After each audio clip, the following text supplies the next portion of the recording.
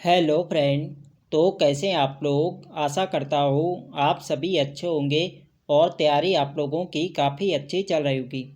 तो देखो, हमारी उत्तराखंड जीके सीरीज चल रही थी, तो आज की क्लास में भी आपको उत्तराखंड जीके के अति महत्वपूर्ण प्रश्न यहाँ पे देखने को मिलेंगे, जो आपकी आने वाली सभी भर्ती परीक्षाओं के लिए काफ़ी महत्वपूर्ण रहेगी।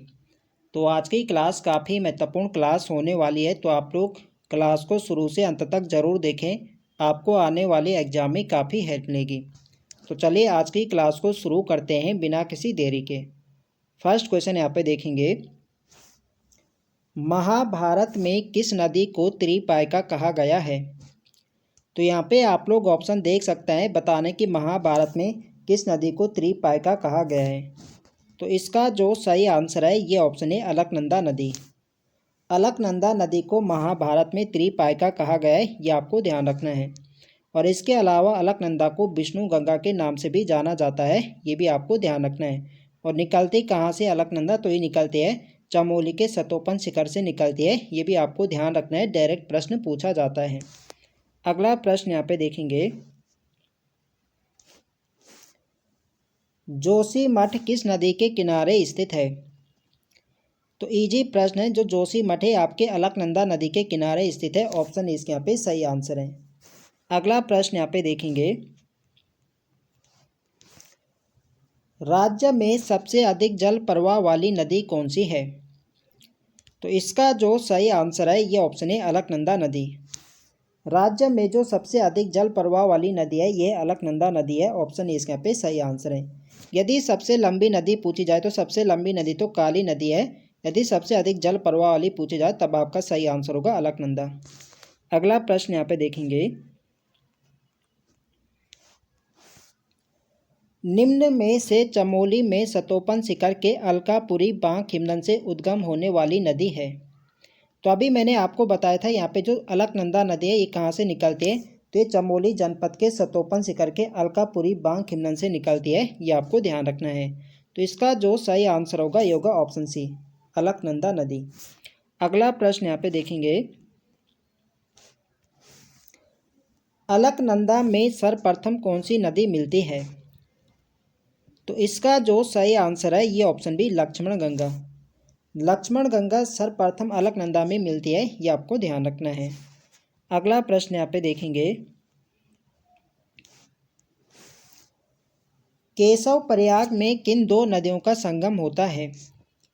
तो यहाँ पे आप लोग ऑप्शन देख सकते हैं, इसका जो सही आंसर होगा ये होगा ऑप्शन सी, केशव प्रयाग में अलकनंदा और सरस्वती नदी का संगम होता है, तो इसका सही आंसर होगा ऑप्शन सी, ये अभी दोनों।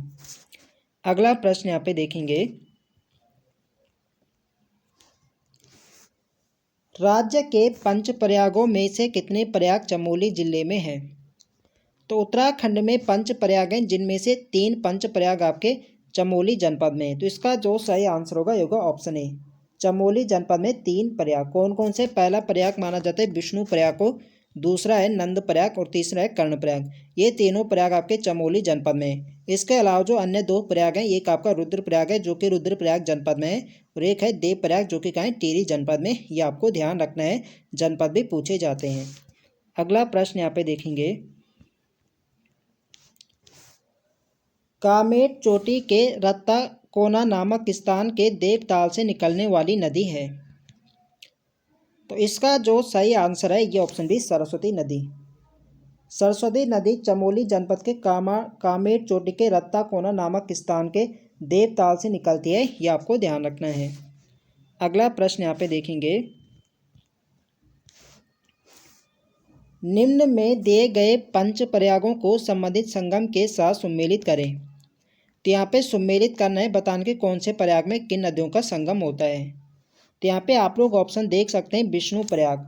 तो विष्णु प्रयाग में जो संगम होता है ये होता है यहाँ पे विष्णु प्रयाग में होता है अलकनंदा और पश्चिमी धौलीगंगा। तो इसके यहाँ पे दूसरे यहाँ पे हो जाएगा, तो दूसरा हो जाएगा पहले का नंद प्रयाग। तो नंद प्रयाग से आपको नंद से आपको ध्यान रखना है नंदाकिनी, तो नंद प्रयाग में होता है अलकनंदा और नंदाकिनी नदी का, इसको हो गया यहाँ पे चौथा।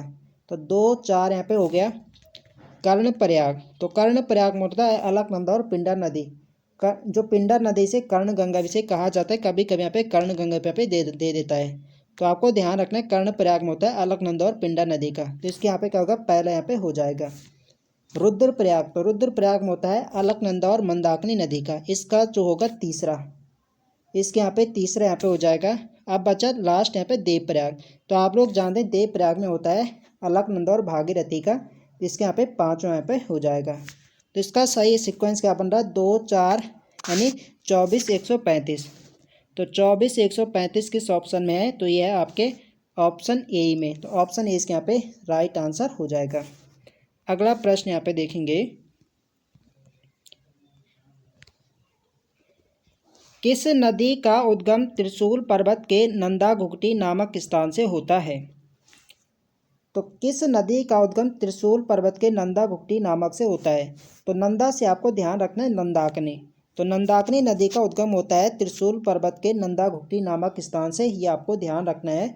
ऑप्शन इसके यहाँ पे सही आंसर हो जाएगा।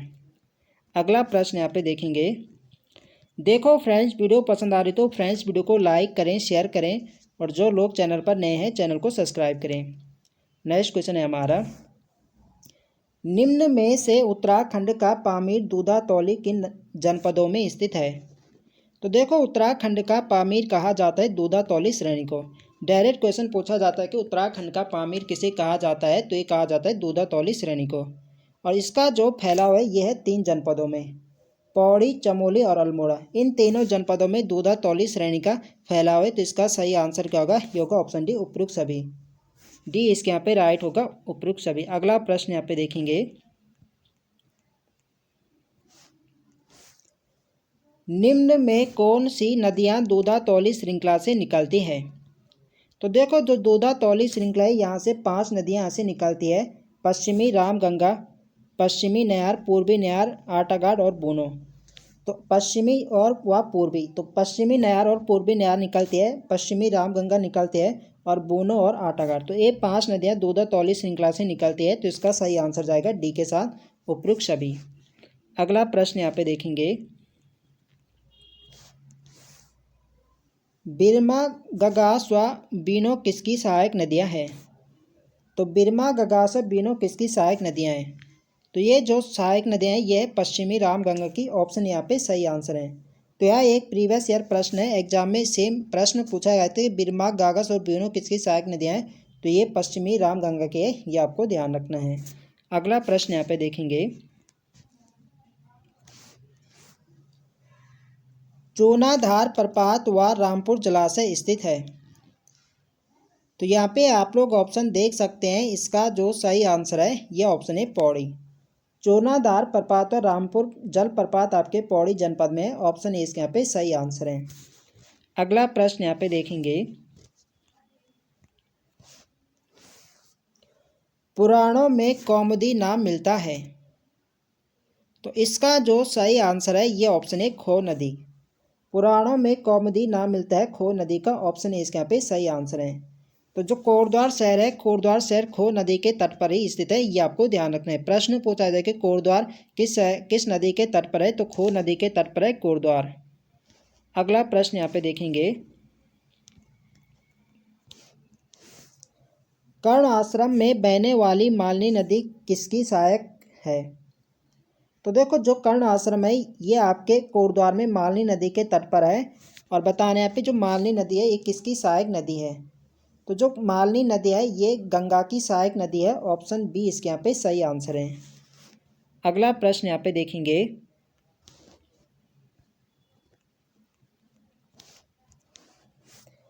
देहरादून जनपद में बहने वाली आसन नदी किस नदी की सहायक है।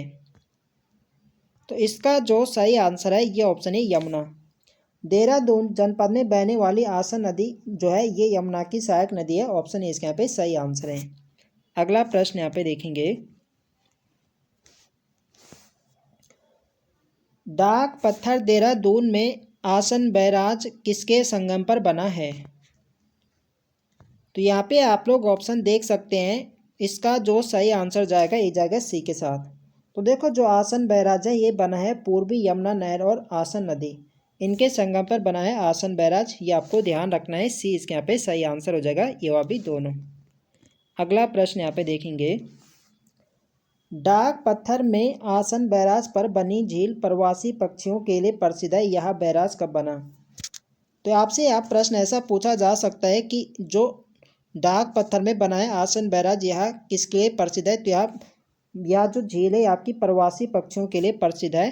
और यह बैराज कब बना था? तो ये बना था 1967 में। इसका सही आंसर है ऑप्शन बी, 1967 में बना था आसन बैराज। ये आपको ध्यान रखना है। अगला प्रश्न यहाँ पे देखेंगे, तो जनपद पे आपको ध्यान रखना है, डायरेक्ट पूछा जाए कि आसन बैराज किस जनपद में? तो आसन बैराज आपके देहरादून में।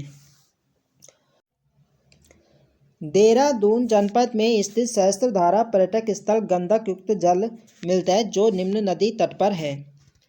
तो गंधक युक्त वाला सहस्त्रधारा जो पर्यटक स्थल है ये आपके देहरादून जनपद में, और यह किस नदी के तट पर है? तो यह बाल्दी नदी के तट पर है। ऑप्शन ए इसके यहाँ पे सही आंसर है। अगला प्रश्न यहाँ पे देखेंगे, देहरादून में टॉस नदी के तट पर स्थित कुमा बुरेला क्षेत्र में कौन सा खनिज पाया जाता है?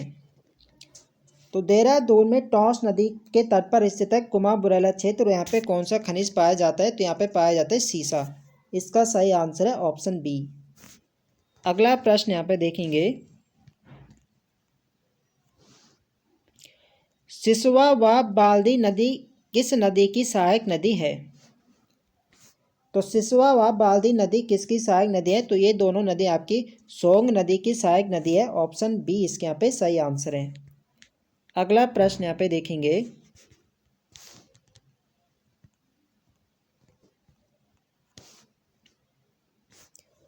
भिलंगना नदी का उद्गम किस ग्लेशियर से होता है? तो इसका जो सही आंसर है ये option B, Khatling. Khatling glacier आपके टिहरी जनपद में है और यहीं से निकलते भिलंगना नदी। और भिलंगना किसकी सहायक नदी है? तो यह भागीरथी की सहायक नदी है। ये आपको ध्यान रखना है। अगला प्रश्न यहाँ पे देखेंगे, निम्न में से भिलंगना की सहायक नदियाँ हैं। तो भिलंगना की जो सहायक नदियाँ ये हैं, दूध गंगा हो गए, बाल गंगा हो गए, धर्म गंगा।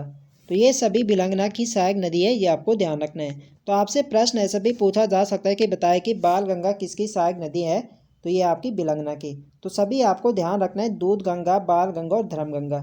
एग्जाम में प्रश्न पूछा गया था कि बाल गंगा किसकी सहायक नदी है, तो आपने ऑप्शन दिए गए थे कि भागीरथी है, भिलंगना है, अलकनंदा है। तो आपको यहाँ पे ध्यान रखना है ये सभी किसकी सहायक नदी है? तो ये भिलंगना की। इसका सही आंसर जाएगा डी के साथ, उपरोक्त सभी। अगला प्रश्न यहाँ पे देखेंगे, जलकूर नदी के तट पर बसा शहर है। तो इसका जो सही आंसर है ये ऑप्शन है प्रतापनगर। प्रतापनगर जलकूर नदी के तट पर है। ऑप्शन ए इसके यहाँ पे सही आंसर है। अगला प्रश्न यहाँ पे देखेंगे, बंदर पूंछ पर्वत के यमुनोत्री कांठा हिमनद से उद्गमित होने वाली नदी है। तो इसका जो सही आंसर है ये ऑप्शन सी, यमुना। यमुना नदी उत्तरकाशी के बंदर पूंछ पर्वत के यमुनोत्री हिमनद के यमुनोत्री कांठा नामक स्थान से निकलती है। ये आपको ध्यान रखना है। और राज्य में यमुना नदी की लंबाई कितने है? तो यह है 136 किलोमीटर। ये भी आपको ध्यान रखना है, नदियों की लंबाई भी पूछी जाती है। अगला प्रश्न यहाँ पे देखेंगे, पुराणों में किस नदी को सूर्य की पुत्री, यम की बहन और कृष्ण की पटरानी बताया गया है? तो इसका जो सही आंसर है यह ऑप्शन ए, यमुना। यमुना नदी को पुराणों में सूर्य की पुत्री, यम की बहन और कृष्ण की पटरानी बताया गया है। ये आपको ध्यान रखना है। और इसके अलावा यमुना को कालिंदी नदी भी कहा जाता है। ये भी आपको ध्यान रखना है। अगला प्रश्न यहाँ पे यही है कि निम्न में से कालिंदी किस नदी का नाम है? तो कालिंदी जो है ये यमुना का ही नाम है। ऑप्शन सी यहाँ पे सही आंसर हो जाएगा। अगला प्रश्न यहाँ पे देखेंगे, हनुमान गंगा, बनाड़ घाट, कमल घाट, खतनू घाट किसकी सहायक नदियाँ हैं? तो हनुमान गंगा हो गया, बनाड़ घाट, कमल घाट, खतनू घाट, ये सभी यमुना की सहायक नदियाँ हैं। ऑप्शन यहाँ पे सही आंसर है। अगला प्रश्न यहाँ पे देखेंगे, निम्न में से यमुना की प्रमुख सहायक नदियाँ कौन सी हैं? तो देखो, जो यमुना की सबसे प्रमुख सहायक नदी है यह है टॉस नदी। ऑप्शन बी इसके यहाँ पे सही आंसर है। इन दोनों का संगम कहाँ पर होता है? ये होता है कालसी, डाक पत्थर, देहरादून में इन नदियों का संगम होता है। ये प्रश्न एग्जाम में पूछा गया था कि यमुना की सबसे प्रमुख सहायक नदी कौन सी है? तो ये है आपकी टॉस नदी। अगला प्रश्न यहाँ पे देखेंगे, निम्न में किस स्थान से यमुना नदी राज्य से बाहर हो जाती है। तो अभी हमने देखा जो यमुना नदी है ये आपकी बंदरपूंछ पर्वत के यमुनोत्री हिमनद के यमुनोत्री कांठा नामक स्थान से निकलती है और ये देहरादून के धालीपुर से राज्य से बाहर हो जाती है। तो यहाँ तक जो इसकी लंबाई यह है 136 किलोमीटर, ये आपको ध्यान रखना है। अगला प्रश्न यहाँ पे देखेंगे, निम्न में से सही युग्म का चयन करें। तो यहाँ पे आप लोग ऑप्शन देख सकते हैं, यहाँ पे नदियों का संगम दे रखा है कि कौन कौन सी नदियाँ पे कहाँ पर मिलती है। तो भागीरथी और केदार गंगा, तो इन नदियों का जो संगम होता है ये होता है गंगोत्री में, तो ये वाला बिल्कुल यहाँ पे सही है। भागीरथी व जलंधरी नदी का जो संगम होता है ये आपके हरसिल में होता है, ये भी बिल्कुल सही है। भागीरथी व जाट गंगा यह होता है लंका, तो ये कथन भी बिल्कुल सही है। लंका या आपको यहाँ पे भैरव घाट यहाँ पे दिया जा सकता है, जो लंका नामक स्थान है आपके भैरव घाटी में है, और तो ये भी कथन भी यहाँ पे बिल्कुल सही है। तो इसका जो सही आंसर होगा ये होगा ऑप्शन डी, उपयुक्त सभी युग में यहाँ पे सत्य है। अगला प्रश्न यहाँ पे देखेंगे, भागीरथी व एवं आकाशगंगा नदी का संगम किस स्थान पर होता है। तो इसका जो सही आंसर है ये आपका ऑप्शन बी, गौमुख। गौमुख में भागीरथी एवं आकाशगंगा का संगम होता है, ऑप्शन बी इसके यहाँ पे सही आंसर है। अगला प्रश्न यहाँ पे देखेंगे,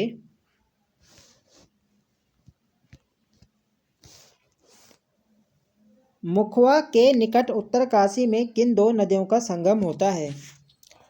तो यहाँ पे आप लोग ऑप्शन देख सकते हैं, इसका जो सही आंसर है ये आपका ऑप्शन ए, भागीरथी व हत्याहारिणी नदी।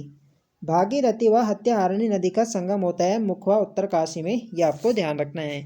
तो माँ गंगोत्री की जो शीतकालीन पूजा होती है माँ गंगा की, ये आपके मुखवा गांव उत्तरकाशी में होती है, ये भी आपको ध्यान रखना है। अगला प्रश्न यहाँ पे देखेंगे, उत्तराखंड में सर्वाधिक वन आच्छादित नदी घाटी कौन सी है। तो इसका जो सही आंसर है ये आपका ऑप्शन है टॉस नदी। टॉस नदी सर्वाधिक वन आच्छादित नदी घाटी वाली नदी है, ये आपको ध्यान रखना है। इसकी लंबाई कितने राज्य के अंदर, तो ये आपकी 148 है, 148 किलोमीटर इसकी लंबाई है, ये भी आपको ध्यान रखना है। अगला प्रश्न यहाँ पे देखेंगे, रूपिन एवं सूपी नदी से मिलकर बनी नदी है। तो रूपिन एवं सूपी नदी से मिलकर बनी आपकी टॉस नदी। तो देखो जो आपकी रूपिन नदी है ये निकलते हिमाचल प्रदेश के द्वारका क्षेत्र से, और जो सूपी नदी है ये निकलते बंदरपूंछ पर्वत के उत्तरी ढाल के स्वर्गारोहिणी ग्लेशियर से निकलते सूपी नदी। और इन दोनों नदियों का जो संगम होता है ये होता है आपके मोरी नेटवर्क क्षेत्र में, इन दोनों का संगम होता है। और राज्य में कुछ स्थानों तक इन नदियों को तमसा के नाम से जाना जाता है। तो आपको ध्यान रखना है, रूपिन एवं सूपिन नदी से मिलकर ही बनी आपकी टॉस नदी, और इसकी लंबाई मैंने अभी आपको बताई कितने राज्य के अंदर, ये आपकी 148 किलोमीटर। और इनका ये आपकी जो टॉस नदी है ये मिलती है आपकी कालसी डाक पत्थर देहरादून में यमुना नदी में मिल जाती है, और ये क्या है यमुना की सबसे प्रमुख सहायक नदी है। ये सभी बात आपको ध्यान रखनी है। और एक इम्पोर्टेंट बात है, जो आपकी टॉस नदी है ये उत्तराखंड और हिमाचल का बॉर्डर बनाते हुए बहती है। प्रश्न पूछा जाता है कि कौन सी नदी उत्तराखंड और हिमाचल का बॉर्डर बनाते हुए बहती है, तो ये बहती है आपकी टॉस नदी, ये आपको ध्यान रखना है। तो अगला प्रश्न यहाँ पे है कि उत्तराखंड एवं हिमाचल प्रदेश का बॉर्डर कौन सी नदी बनाती है, तो ये बनाती है आपकी टॉस नदी, बी यहाँ पे राइट आंसर हो जाएगा। अगला प्रश्न यहाँ पे देखेंगे, गंगोत्री हिमनद के गौमुख नामक स्थान से किस नदी का उद्गम होता है। तो इजी प्रश्न है, आप सभी लोग जानते हैं कि गौमुख से कौन सी नदी निकलती है, तो ये निकलती है भागीरथी, ऑप्शन बी यहाँ पे सही आंसर हो जाएगा। गौमुख से निकलते और देवप्रयाग तक ये बहती है, और देवप्रयाग में जब ये अलकनंदा नदी से संगम करते हैं तो इसके आगे नदी क्या है गंगा के नाम से जानी जाती है। तो यहाँ से प्रश्न क्या पूछा जाता है, इसमें पूछा जाता है कि गौमुख से देवप्रयाग तक भागीरथी नदी की लंबाई कितनी है, तो ये यहाँ पे 205 किलोमीटर। ये इंपॉर्टेंट बात है, ये आपको ध्यान रखने हैं, यहाँ से लंबाई आपसे पूछी जा सकती है। और इसके आगे देवप्रयाग से हरिद्वार तक जो गंगा की लंबाई है ये आपकी 96 किलोमीटर। ये वाला प्रश्न तो पूछा गया था कि देवप्रयाग से हरिद्वार तक गंगा की लंबाई कितनी है, तो यह है 96 किलोमीटर। ये आपको ध्यान रखना है, इम्पोर्टेंट है परीक्षा की दृष्टि से। अगला प्रश्न यहाँ पे देखेंगे, गंगोत्री से देवप्रयाग तक भागीरथी नदी की लंबाई कितने किलोमीटर है। तो अभी मैंने आपको बताया कि गंगोत्री से देवप्रयाग तक जो भागीरथी नदी की लंबाई है यह है 205 किलोमीटर। ऑप्शन सी इसके यहाँ पे सही आंसर हो जाएगा। अगला प्रश्न यहाँ पे देखेंगे। तो आज के लिए यहाँ पे इतने प्रश्न हैं। तो आई होप आप सभी को वीडियो पसंद आए तो फ्रेंड्स वीडियो को लाइक करें, शेयर करें और जो लोग चैनल पर नए हैं चैनल को सब्सक्राइब करें। मिलते हैं नेक्स्ट वीडियो में, तब तक के लिए जय हिंद दोस्तों।